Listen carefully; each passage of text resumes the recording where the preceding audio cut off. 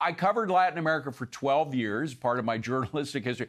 I was unaware of the extent to which China is involved in the Panama Canal. It is incredible right now. They control two of Panama's principal zone ports, the Atlantic and the Pacific side.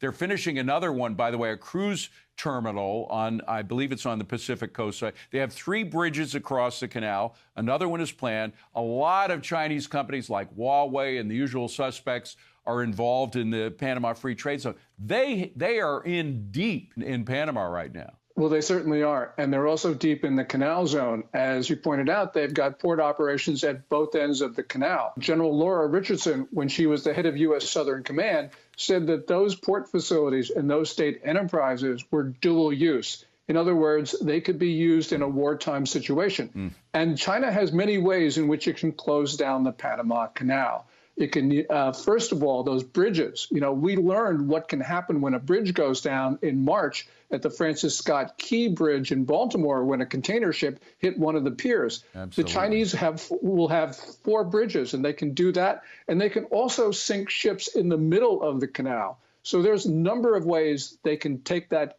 choke point out of the use of the U.S. Yeah, so even if you don't have Chinese soldiers marching around, as President Trump said, you clearly have the influence, the military influence, or the potential use of that Panama Canal against our military influence if we're in any conflict where we have to use a canal. Yes, and I do believe that China does have soldiers in the canal zone.